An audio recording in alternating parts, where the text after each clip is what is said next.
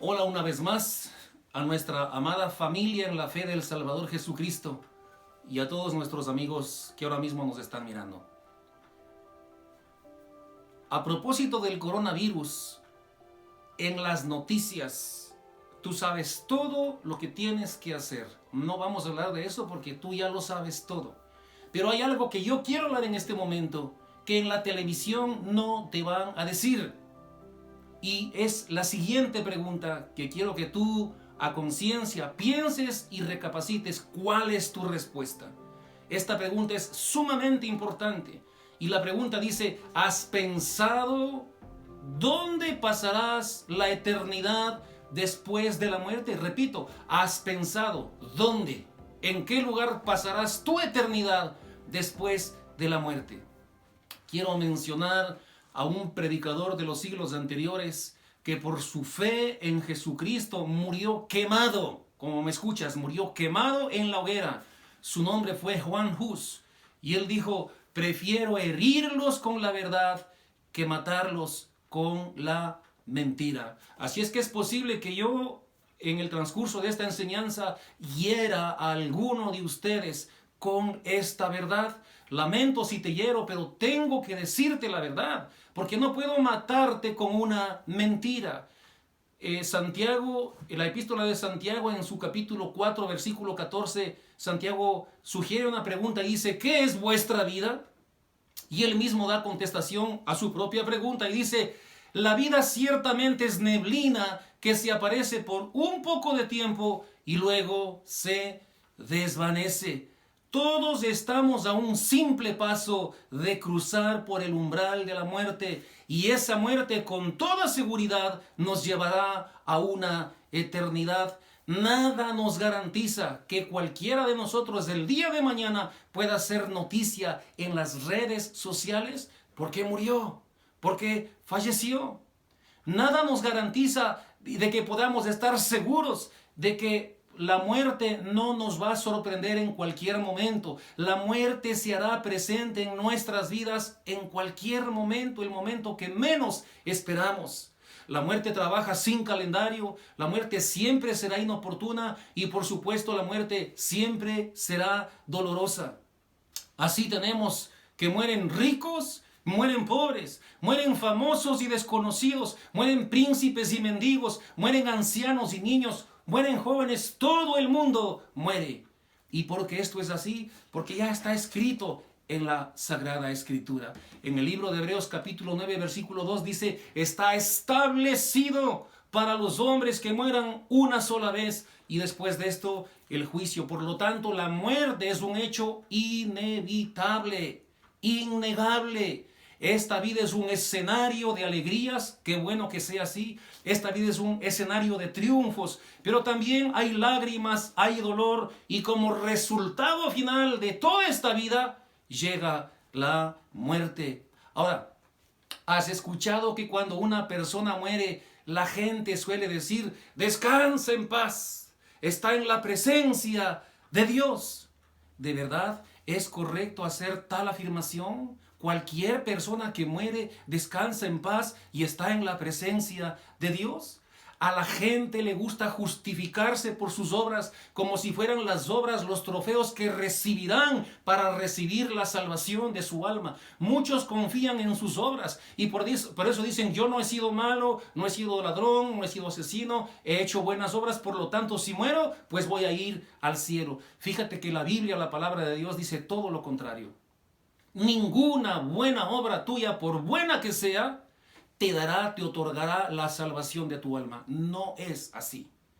Efesios capítulo 2, versículo 8 dice, porque por gracia ustedes son salvos. Gracia, un regalo de Dios, por medio de la fe. La salvación no es de ustedes, sino que es un regalo de Dios, no por obras, para que nadie se gloríe.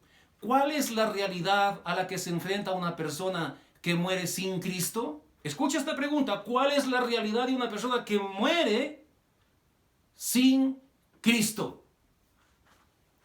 ¿Podrán colocar tu cuerpo en un ataúd hermoso? ¿Podrán grabar tu nombre con letras de oro? podrán enterrar el ataúd de la manera más solemne, cubierto de flores fragantes. Puedes esculpir la mejor lápida y grabar el mejor epitafio a tu memoria. Sin embargo, ese funeral, si has muerto sin Cristo, no cambia en nada tu futuro eterno, tu eternidad. Aunque se escriba, descansa en paz, lo menos que esa persona hará es descansar en paz.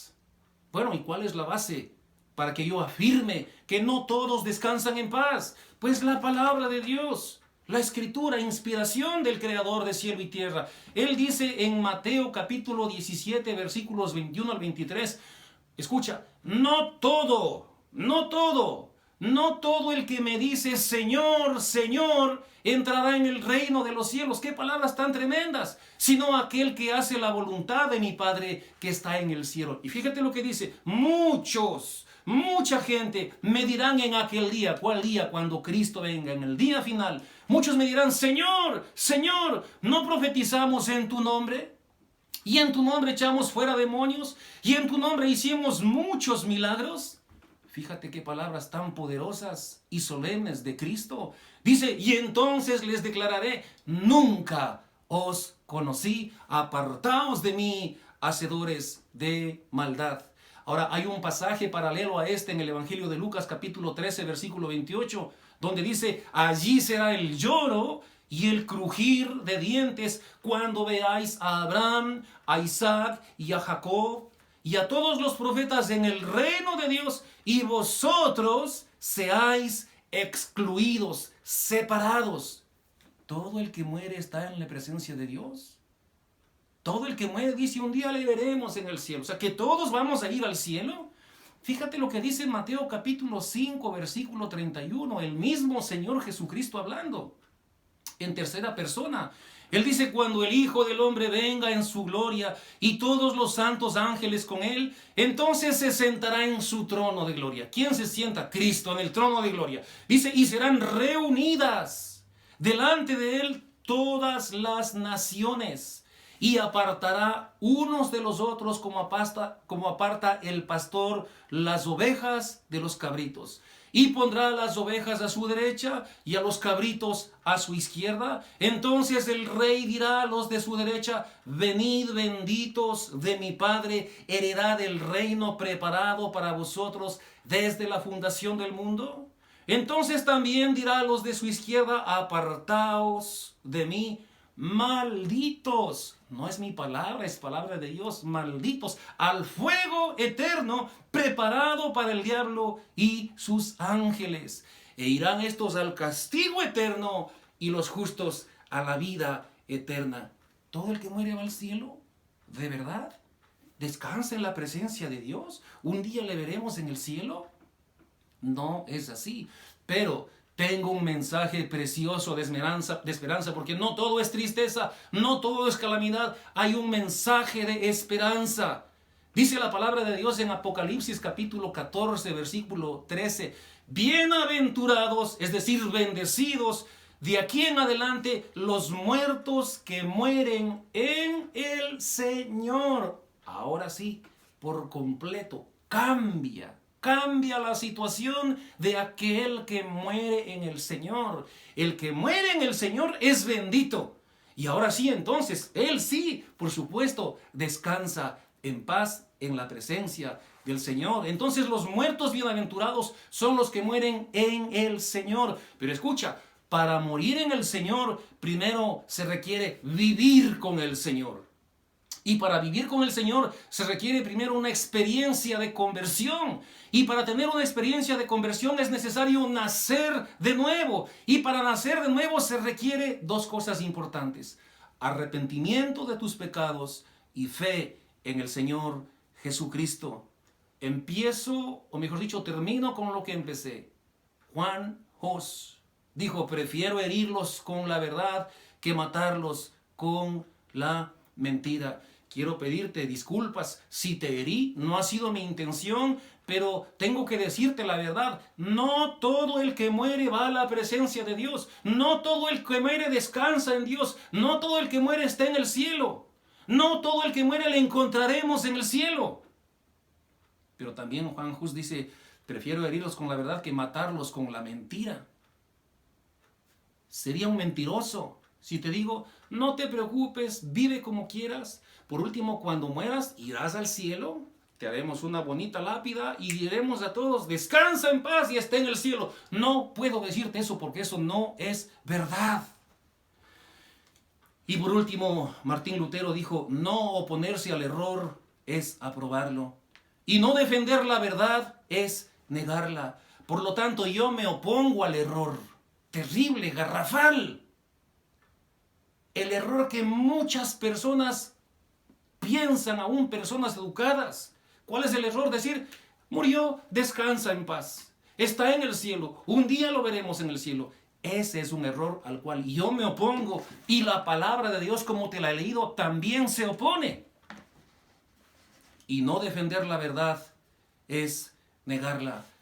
Defiendo la verdad de que solamente aquel que entregó su vida a Cristo, que vino en arrepentimiento y fe, aquel cuya vida fue transformada por el poder del Espíritu Santo, solamente Él descansará en paz. ¿Cuál fue la pregunta inicial? ¿Has pensado dónde pasarás la eternidad después de la muerte? Después de tu muerte, ¿de verdad la gente podrá decir, descansa en paz y descansarás en paz después de tu muerte? Si tú quieres descansar en paz, amigo, toma en serio las palabras de Cristo. No todo aquel que me llama Señor, Señor, entrará en el reino de los cielos. ¿Cómo se entra al reino de los cielos? Por medio del arrepentimiento. ¿Arrepentimiento de qué? Confiésale a Dios todos tus pecados. Con nombre, trae a la memoria tus pecados y pídele perdón por todos tus pecados. Y ven con fe salvadora a ese Cristo que murió por ti en la cruz del Calvario. Cristo derramó la sangre preciosa por tus pecados. Fíjate, si todo el mundo va al cielo, entonces ¿para qué murió Cristo? No había razón de que Dios mande a su Hijo a sufrir y a padecer, a derramar su sangre preciosa, si todo el mundo va al cielo. Cristo vino a salvar a los pecadores, pecadores como tú y pecadores como yo.